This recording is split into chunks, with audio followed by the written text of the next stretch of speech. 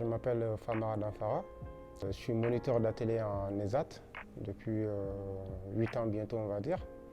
Et cela m'a permis d'entrer en formation d'éduc. Il y a plusieurs raisons à cela. Déjà, c'est parti d'une reconversion, parce qu'avant, je n'étais pas dans le secteur du social. Moi-même, donc, du coup, j'ai été en situation de handicap. Et j'ai aussi cette envie-là d'aider les personnes en difficulté, comme quelque part on l'a fait pour moi. Ça s'est plutôt très bien passé, même mieux que ce à quoi je m'attendais. Parce que pour vous dire, moi, avant d'arriver à l'INFA, j'ai un siège ergonomique que je pensais pouvoir utiliser ici en formation. Sauf que voilà, il paraît qu'il y aurait en tout cas une réglementation qui l'interdit. Donc du coup, c'est dans l'immédiat que la référente Mission Handicap a pris disons, la situation en main.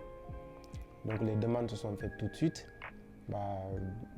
Les premières semaines en formation, j'ai bénéficié d'un fauteuil. Alors l'intégration démarre bien avant l'entrée en formation.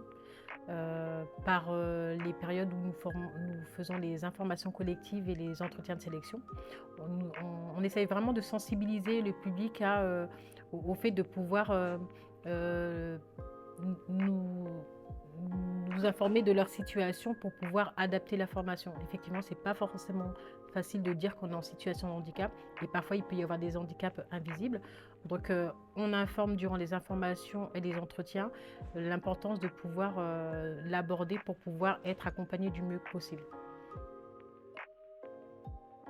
Il arrive souvent que pour des raisons de santé ou autres, qu'on fait des formations à distance. Et là, sur ce point-là, on a les liens qui fonctionnent bien, on a nos équipements personnels et ça se passe bien. Alors oui, dans le cas, par exemple, des personnes qui souffrent de troubles 10, dyslexie, dysorthographie, nous avons des classrooms. Donc c'est un outil que nous utilisons pour toute la promo, mais qui va permettre à ces personnes de se concentrer sur le cours et par la suite avoir le support pour pouvoir travailler à la maison. Parce que suivre un cours et devoir prendre des notes, c'est assez compliqué.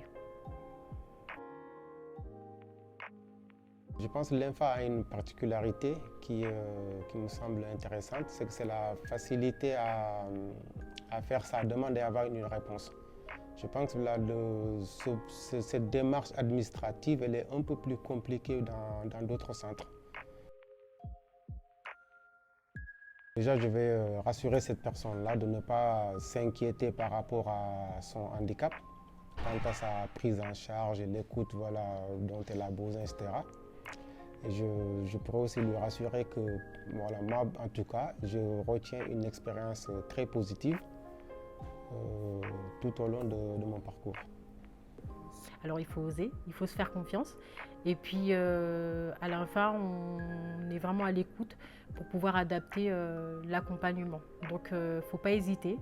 Et puis comme j'ai pu le dire, c'est du cas par cas, chaque situation est différente et on prend en compte la différence de chacun.